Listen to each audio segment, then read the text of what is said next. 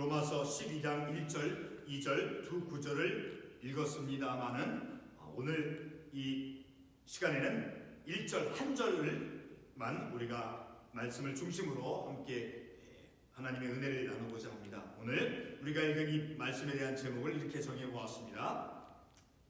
우리의 삶이 거룩한 재물. 자, 1절 중반부에 있는 말씀을 우리가 인용을 해서 정해 볼 수 있죠. 자, 1절의 첫 구절 우리가 읽은 너희 몸을 하나님이 기뻐하시는 거룩한 산 제물로 드리라. 자, 우리가 믿음의 삶을 살아가면서 우리가 주일날 특별히 주일 예배를 드리죠. 자, 물론 수요예배, 오늘도 수요예배 드리고 또 토요일날은 새벽 기도회로서 우리가 모이죠. 자, 우리들의 삶이 특별히 영적으로 늘 우리가 말씀 중심 또 하나님 중심, 교회 중심으로 우리가 신앙의 삶을 살아가면서 그리고 매일 우리가 말씀을 묵상하고 말씀을 읽고 자, 그런 믿음의 경건한 삶을 살아가면서 우리의 삶이 특별히 영적인 삶의 영역 속에서 우리가 말씀 안에서 깨어있는 우리가 삶을 살아갈 때 우리의 삶이 어떠한 삶이 되어져야 되는가 하는 것을 오늘 우리가 읽은 이 로마서 12장 1절에서 우리의 삶이 거룩한 산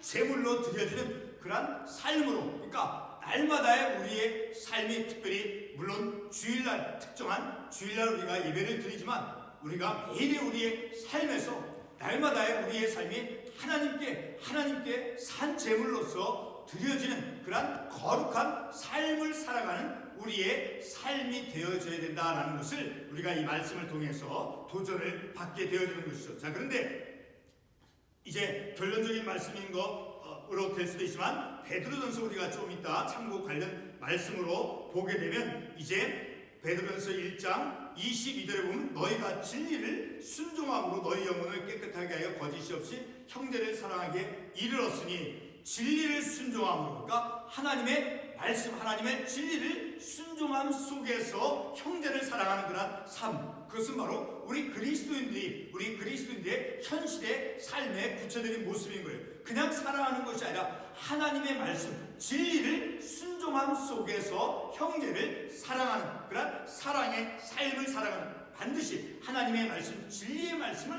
순종함 속에서 형제를 사랑하는 그 삶이, 그래서 같은 베드로전서 2장 5절의 말씀을 보게 되면 너희도 산돌같이 신령한 집으로 세워지고 예수 그리스도로 말미암아 하나님이 기쁘게 받으실 신령한 제사를 드릴 거룩한 제사장이 될지라. 자, 너희들이 신령한 제사를 드릴 거룩한 제사장이 될지라. 자, 신령한 제사가 무엇입니까? 바로 베드로전서 1장 22절에 있는 말씀을 통해서 우리가 이해해 볼 수 있다는 것이죠. 그 신령한 제사, 그리고 오늘 본문의 말씀에 나오는 바로 거룩한 산 제물로 드리라. 우리의 삶이 거룩한 산 제물로 하나님께 드려지는 그러한 삶, 그리고 베드로전서에 있는 신령한 제사를 드리는, 자, 신령한 제사와 그리고 거룩한 그 산 제물, 그것은 바로 오늘 우리가 참고 관련 구절 말씀을 통해서 우리가 이해해 볼 수 있는 것은 바로 하나님의 진리의 말씀을 진리를 순종하는 그러한 삶 속에서 하나님의 그 사랑을 실천하는,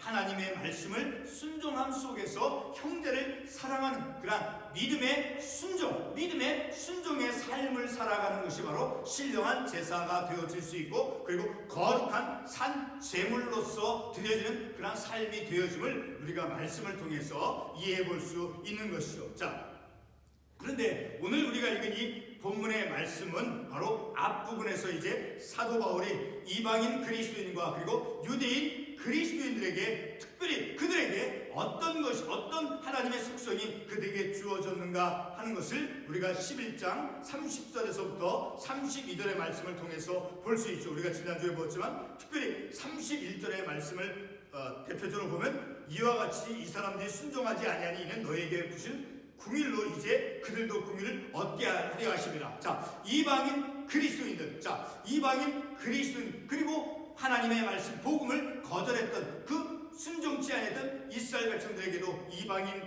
그리스도인들 그리고 유대인 그리스도인 모두에게 자, 무엇이 그들에게 주어졌는가? 특별히 이제 지난주에 우리가 말씀을 한번 살펴보았지만 30절에서부터 보게 되면 32절까지 하나님의 긍휼이라고 하는 그 긍휼이라는 단어가 이제 3번 이상 나오죠. 32절 하반부에서 나오고 31절에서 2번 나오고 그리고 30절에서 한 번 나오죠. 자, 이렇게 하나님의 긍휼하심이 이방인 그리스도인들 그리고 유대인 그리스도인들에게 주어졌다라는 것을 알 수 있죠. 바로 이렇게 하나님의 긍휼하심, 그들이 비록 이 유대인들이 하나님의 말씀 복음을 그들이 거부하고 순종치 아니했음에도 하나님께서 그들의 구원의 사랑의 손길을 내미는 것을 포기치 않고, 자, 그렇게 하나님께서 이 이스라엘 백성들에게 또 이방인뿐만 아니라 유대인 그리스도인들에게 하나님의 긍휼하심을 그들에게 주셨다라는 거예요. 하나님의 긍휼하심을 그들이 받았다라는 거예요. 자, 그래서 12장 오늘 본문 첫 구절에서 어떻게 시작하고 있습니까? 연결사가 무엇입니까?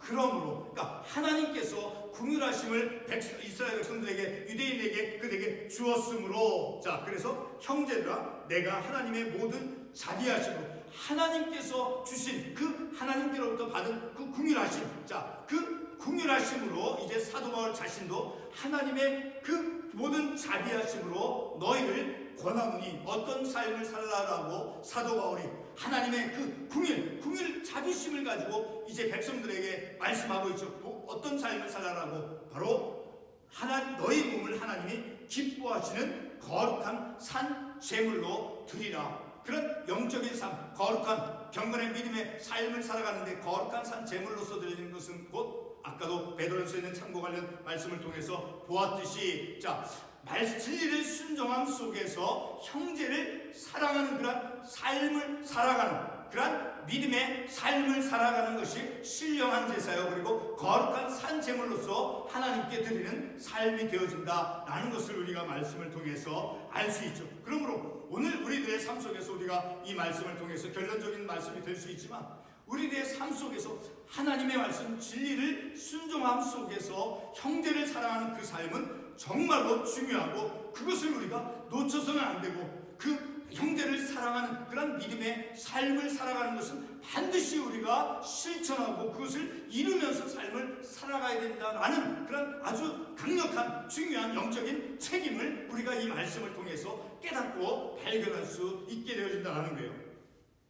자, 성경 말씀은 날마다 우리의 삶 속에서 어떠한 목적과 또 어떠한 삶의 방향을 가지고 살아가야 될 것인가, 그러니까 우리의 삶이 우리가 가지고 있는 이 성경책 66권 이 말씀은 우리의 삶이 어떤 삶의 목적을 가지고 삶을 살아가야 될 것인가, 그리고 어떤 삶의 방향으로 나아가며 삶을 살아가야 될 것인가를 우리들에게 말씀을 통해서 도전해 주고 있다는 것입니다.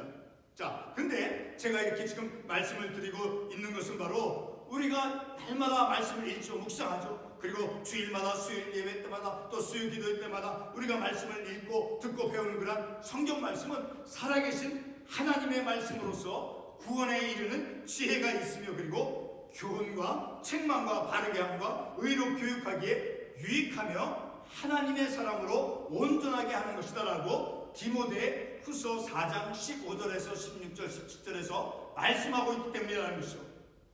하나님의 말씀은 구원에 이르는 지혜가 있으며 그리고 우리를 온전한 믿음의 삶을 살아가도록 이끌어주는데 충분한 하나님의 말씀이 되어진다는 것입니다. 자, 하나님의 말씀으로서 성경의 말씀은 우리의 이성과 양심, 내가 어떤 것을 이제 판단하게 할 수 있는 어떤 이성, 어떤 것을 생각하는 어떤 힘, 자, 그리고 내가 어떤 것이 옳고 그르다는 것을 판단하는 그런 기능을 가진 양심, 자, 그런 우리의 이성과 양심을 작용을 시켜서 인간의 뜻대로가 아닌 하나님의 뜻대로 우리의 삶을 살아가도록 역사한다는 것이 무엇이? 하나님의 말씀, 살아계신 하나님의 말씀이 우리의 이성과 내 양심을 작용을 시켜서 바른 믿음의 길로 나아가도록 하나님의 말씀이 우리에게 도전해 주고 있다는 것을 우리가 말씀을 통해서 알 수 있는 것이죠. 오늘 우리의 삶이 하나님이 기뻐하시는 거룩한 산 제물로서 드리는 삶이 되도록 우리가 말씀을 우리가 읽고 그런 말씀에 우리가 집중하면서 말씀을 듣고 말씀을 깨닫고 말씀을 적용하면서 삶을 살고자 하는 그런 말씀에 집중하면서 우리의 삶을 살아가야 된다는 것이죠. 우리가 말씀에 집중하지 않고 삶을 살아간다라고 하면 세상 속에 사는 것 같이 우리의 생각이 산만해지고 흐트러지고 세상 사람들 어떤 문화의 어떤 방식 그것을 쫓아가며 살기 쉽죠. 그러나 우리가 말씀에 집중을 해서 우리가 삶을 살아갈 때 오늘 본문에서 사도 바울이 말씀해주고 있는 우리의 삶이 거룩한 산 제물로 드려지는 하나님께 거룩한 내 삶이 하나님께 산 제물로 거룩한 산 제물로 드려지는 그러한 삶을 우리가 날마다 우리의 삶의 현실 속에서 삶을 살아가야 된다는 것을 오늘 이 본문의 말씀이 우리들에게 도전해주고 있다는 것입니다. 뿐만 아니라 우리가 살아가고 있는 이 세상에 그런 세속적이고 감각적인 그런 물질 만능주의 잘못된 그런 어떤 재물관이나 그리고 성경적 정의나 의로움을 무시한 채 자기 이익을 추구하는 이러한 세대 그리고 타락한 문화들을 우리가 본받지 말아야 함을 오늘 이 본문 특별히 우리가 2절 말씀은 다음 주에 살펴볼 터이지만 2절 말씀에서 말씀해주고 있죠. 오늘 본문은 지난주에 보았던 11장 앞장 11장 30절에서 32절에서 보여준 하나님의 그 궁율, 그 하나님의 궁율을 받은 유대인 그리스도인이나 그리고 이방인 그리스도인 모두가 하나님의 자비하심을 받았기 때문에 이방인이든 간에 유대인이든 간에 그들에게 임한 것이 무엇입니까? 바로 사도 바울이 말씀한 것 바로 하나님의 궁율, 그들에게 하나님의 궁율이 임하였다라는 것. 다시 말해서 유대인 그리스도인 이방인 그리스도인 모두는 다 하나님의 궁율하심을 자비하심을 받았다라는 것이죠. 그래서 하나님의 궁율을 받은 자로서의 그 그리스도인의 삶이 어떠해야 된다는 것. 하나님의 궁율하심을 받은 그 사람들 유대인 그리스도인 이방인 그리스도인 하나님의 궁율하심 자비하심을 받은 사람들의 삶이 어떠한 삶이 되어져야 되는가를 바로 본문 1절 말씀에서 사도 바울이 지적해 주고 있는 것이죠. 자, 본문 첫 구절에 우리가 말씀을 보았지만 어떻게 말씀이 되어 있습니까? 그러므로 형제들아 내가 하나님의 모든 자비하심으로 너희를 권하노니까 하나님의 자비하심을 받은 그 백성들, 자 하나님께로부터 받은 또 하나님께서 보여주신 그 자비하심, 그 자비하심으로 이방인 그리스도인 그리고 유대인 그리스도인들을 이제 권하고 있다라는 것이죠. 자, 이렇게 이방인 그리스도인 그리고 유대인 그리스도인 모두는 하나님의 궁율을 입은 자들이기 때문에 하나님의 그 자비심은 이방인과 유대인, 이방인 그리스도인, 유대인 그리스도인 모두가 사실 그들의 삶이 온전하게 지탱되어질 수 있는 그 근본 뼈대가 무엇이냐? 바로 하나님께서 주신, 하나님께서 그들에게 은혜를 입도록 하신 그런 하나님의 궁율하심이 그들의 삶을 온전하게 믿음 안에서 지탱하게 되어질 수 있는 그 근본 뼈대임을 우리가 말씀을 통해서 알 수 있는 것이죠. 사도 바울이 1절에서 다시 말씀을 반복하지만 너희 몸을 하나님이 기뻐하시는 거룩한 산제물로 드리라 말씀하였죠. 너희 몸을, 그러니까 삶이, 현실 속에서의 삶이 하나님께 드려지는 거룩한 산제물로서 하나님의 그 진리를 순종함 속에서 형제를 사랑하는 그런 삶을 살아감을 통해서 하나님께 자신의 삶을 산제물로 드리라라고 이렇게 사도 바울은 본문의 말씀을 통해서 우리에게 가르쳐주고 있는 것이죠. 조금 전에 보았지만 베드로전서 2장 5절 말씀에 하나님이 기쁘게 받으실 신령한 제사를 드릴 거룩한 제사장이 될지라. 자, 하나님께서 기쁘게 받으실 그 신령한 제사, 하나님이 기쁘게 받으실 그 신령한 제사를 드릴 거룩한 제사장이 될지라. 그러니까 믿음의 삶이 거룩한 그 제사장이 되어지도록 하는 그런 신령한 제사, 그것은 곧 다시 반복되어 있지만 하나님의 그 진리의 말씀을 순종함 속에서 바로 형제를 사랑하는 그런 삶을 살아가는 것. 자, 그런 삶이 바로 하나님께 드려질 거룩한 신령한 제사라는 것을 우리가 이 말씀을 통해서 이해해 볼 수 있는 것이죠. 자, 베드로전서 우리 1장 22절 말씀 한번 직접 한번 가보겠습니다. 베드로전서 1장 22절에 다시 말씀을 보지만 너희가 진리를 순종함으로 너희 영혼을 깨끗하게 하여 거짓이 없이 형제를 사랑하게 이르렀으니. 자, 너희가 먼저는 무엇이에요? 진리를 순종하고, 진리가 무엇입니까? 하나님의 말씀이죠. 하나님의 말씀 진리를 순종함 속에서 형제를 사랑하는 그런 삶을 살아가는 것. 자, 그것이 곧 이제 2장 5절에서 베드로전서 2장 5절에서 말씀하고 있는 하나님이 기쁘게 받으실 신령한 제사. 그러니까 하나님께서 우리들에게 요청하고 있는 그런 삶은 무엇인가? 진리를 순종함 속에서 하나님의 사랑, 하나님께서 우리에게 말씀하신 맡겨진 그 사랑의 실천, 형제를 사랑하는 그 삶을 살아가는 것이 우리가 이 땅 가운데서 거룩한 산 제물로서 하나님이 기쁘게 받으실 산 제물과 제사가 되어짐을 우리가 이 말씀을 통해서 깨달을 수 있다는 것입니다. 자, 우리가 이 말씀을 함께 나누면서 우리의 삶이 진리를 순종함 속에서, 그러니까 하나님에 대한 그 믿음의 순종 속에서 형제를 사랑하는 그 삶, 그 삶은 정말 우리가 놓쳐서는 안 되고, 그리고 반드시 이루어야 될 그런 삶의 영적인 중요한 책임이라는 것을 우리가 말씀을 통해서 다시 한번 깨닫게 되어지는 것입니다. 자, 이렇게 하나님이 기쁘시게 받으시는 그런 신령한 제사의 그 삶의 모습, 바로 진리를 순종함 속에서 형제를 사랑하는 그런 삶, 자, 그런 삶을 살아가는 것이 우리 그리스도인들의 중요한 삶의 현실이 되어짐을 우리가 말씀을 통해서 알 수 있는 것이죠. 자, 여러분 사랑하는 성도들, 이런 삶을 살아가는 것이 신령한 제사를 드리는 삶이 되어진다는, 내 삶이 거룩한 산 제물로서 하나님이 기뻐 받으시는 그런 제사요, 그런 제물, 바로 하나님의 말씀 안에서 형제를 사랑하는 그 삶, 자, 그 삶을 살아가는 것이 우리가 이 시대 속에서, 오늘 믿음의 현실 속에서 놓쳐서는 안 될 아주 중요한 그런 삶이라는 것을 다시 한번 우리가 깨달아야 된다는 것입니다. 자, 하나님의 구비를 받은 그런 그리스도인이기 때문에 오늘 본문 앞부분에서 지난 살펴봤듯이 유대인 그리스도인, 이방인 그리스도인, 그들에게 주어진 것이 무엇이었습니까? 바로 하나님의 궁휼하심이죠. 하나님의 자비심이죠. 자, 하나님의 궁휼, 하나님의 자비심을 받은 그런 그리스도인이기 때문에 우리들의 삶은 바로 사도 바울이